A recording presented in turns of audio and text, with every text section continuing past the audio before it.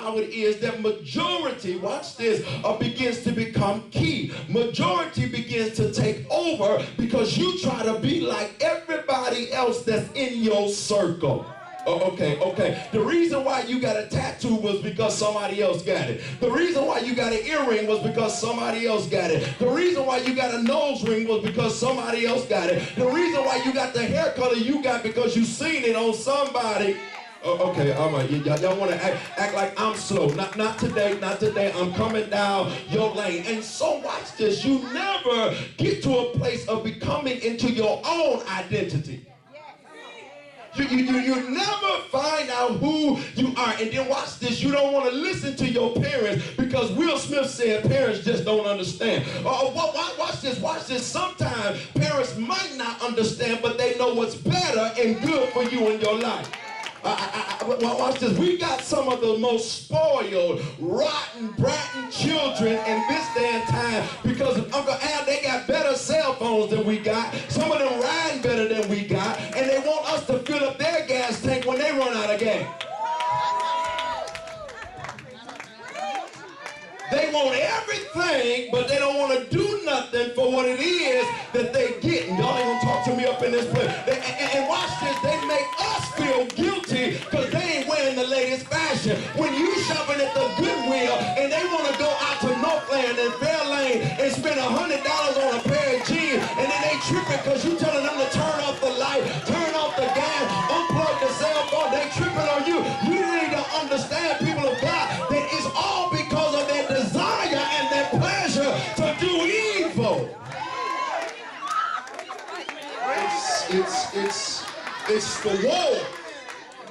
It's the battle that's in your members. It's the battle. It's the battle. It's the war. It's the war. Watch this. War. War is a fruit of illicit wants. War is a fruit of illicit wants. Lust brings about murder. It brings about covetousness, results in frustration of not obtaining the hotly pursued desire. We got some folk that just straight up hot, just straight up hot. And so verse 2 tells us you lust and you do not have. Watch this. In other words, you're lusting for stuff, and when you get it, you don't have it anyway because what you've done was you did it in the wrong motive. You thought you wanted what you wanted, but you found out when you got it, you really didn't want it and really didn't need it. Okay. Can I talk to some real folk? You desire to have him or you desire to have her, and when you got with them, you found out they was cuckoo for Cocoa Puffs. You found out that they weren't all cracked up to be what you thought that they were supposed to be cracked up to be. And so we understand now, people, that our young people are facing these very decisions each and every day of their life. They're dealing with peer pressure everywhere you go. Understand something.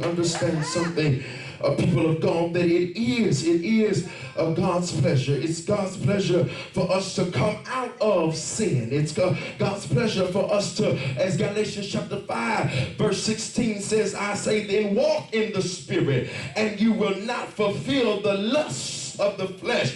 Watch this, because the flesh lusts against the Spirit and the Spirit against the flesh, and these are contrary one to another. Watch this, so that you do not do the things that you wish. Watch this, but if you are led by the Spirit, you are not under the law. Can I talk to some real young people today? Young people, y'all faced with so many pressures because everybody's doing it. Everybody's doing it. When you look at the word pleasure is a state of gratification. A state of gratification. In other words, it don't last long. It don't last long. It's a sensual gratification. Watch this. It's also a frivolous amusement. It's a source of delight or joy. In other words, tell your neighbor it's just temporary. It's just temporary. I know y'all young people ain't gonna like me today, but y'all will get over it. Y'all will get over it. I got to preach to you right where you are, because you got to understand that the thing that you desire the most, the thing that you want the most, just might be detrimental to your life. It might cause you to get sickness. It might cause you to get all manner of disease. It causes you to be disrespectful to your parents. It causes you to think that you become grown before your time. And we find that more young people are living a lifestyle where they're becoming grown before their time. They're wanting everything quick, fast, and in a hurry. But God says you need to slow down, because you got to understand that you ain't even made it to the top yet. Somebody to clap your hands and give God some praise. Lust is the origin of sin. It has its place in our heart, not of necessity, because it's the center of the moral forces and impulses of spiritual activity. Watch this. When you lust, you will never get a place of fulfillment in your life. It's like a never-ending craving. Watch this, young people. Once you pass one thing, here comes something new in your life. It's like the pressure is on for you to be like everybody else. The pressure is on for you to fit in where you get in and be like everybody else. But I dare some young folk that's sitting up in PCH to dare to be different from the folk that's in the world. Don't you know that you're a child's king? Don't you know you're a king's kid? And because you're a king's kid, you ought to have the best. You ought to live the best. Your mindset ought to be different. You ought to get off Facebook with all this foolishness and junk, and get off Twitter with all this crazy stuff, trying to give all your personal feelings. Now you got a young girl who's been exploited all over YouTube for giving head to a man, to some young folk. Y'all ain't gonna talk to me here. I told y'all it's the year of push, and I'm bringing it straight down your alley, because she wanted to fit in with everybody else, not seeing that she's degrading her own self, and now she's all scarred for the rest of her life. You feel it's a shame to be a virgin. You feel it's a shame because you ain't got 40 girlfriends. You feel it's a shame because you ain't got every man jumping to your jumping car. But listen, you need to understand that there's no respect in that. Let me tell y'all from a real man perspective. When a real man see a woman and understand that she's about herself and understand that she ain't falling for the game, he say, now that's a real woman. But when he find, y'all ain't gonna, let me keep it clean. When he find a woman that just going for any and everything, everybody trying to do it. Y'all ain't gonna talk to me up in this place. And so now we understand that they're even dealing with their own sexual identity, because they say a man abused me, so now I'm going to a woman, or I'm going to another man. And so we got to, as the people of God, begin to pray against these spirits, because we understand that it's not the spirit of God, but it's the spirit of the enemy that's trying to bring about a pleasure that's not like God.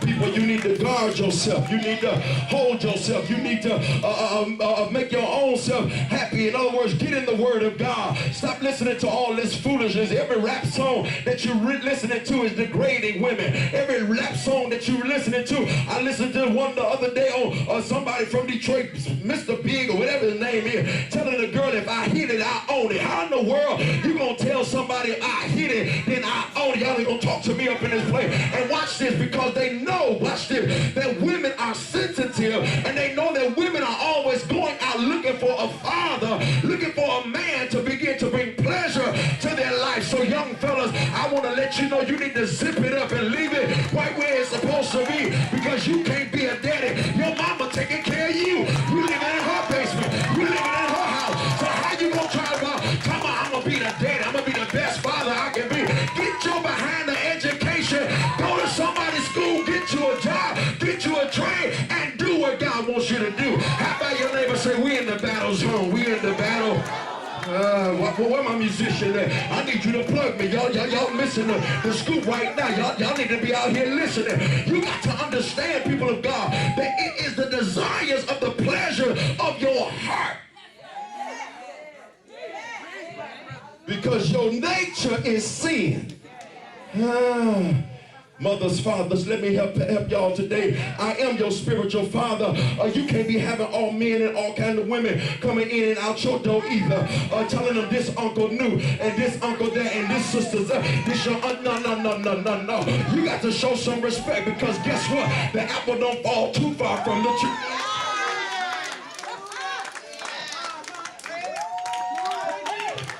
They'll do what they see you do.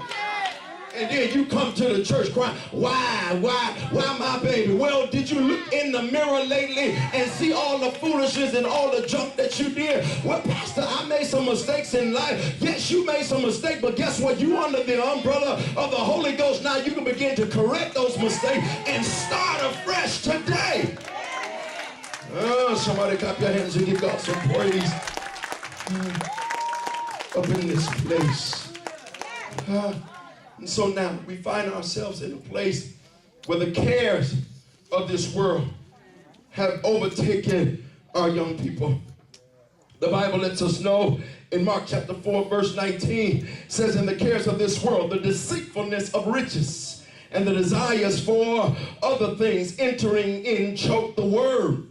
And it becomes unfruitful. It becomes, because these are the ones sown on good ground, those who hear the word, accept it, and bear fruit, some 30, some 60, and some 100-fold. I was listening the other day to a song that says, I'm on one. I'm like, you got to be the most craziest, foolish person in the world to be on one where it ain't nothing about your money and what you riding in. Y'all ain't going to talk to me up in this place. You got to understand that, people of God, you got to get to the place of understanding it ain't all about the riches of this world, because the riches of this world will soon pass away.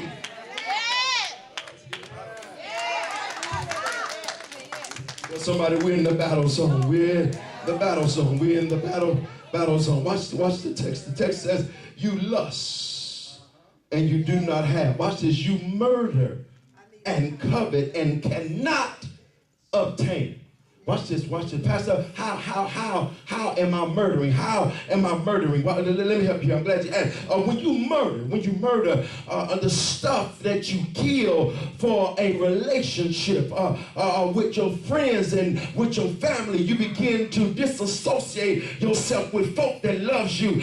You begin to come against your friends that were supposed to be your friends for a long time, and all of a sudden, because you want this man or you want this mother, this brother, you begin to kill their character. You begin to kill them and talk about them and put them down because you don't want them to have what you think is good for you. Well, I told my daughters, if he ain't good enough for you, if he ain't chasing you, you don't need him no way. Y'all ain't gonna talk to me up in this place. I need you to understand, people of God, and know your worth, young people, and your value, that you are valuable to God. You are valuable to this society. You are valuable to your children. You are valuable to your parents. And so it is the enemy's job to try to trip you up and try to trick you up to stop you and block you and make you think that you're losing out on life. But look at your neighbor and say, you're just getting started.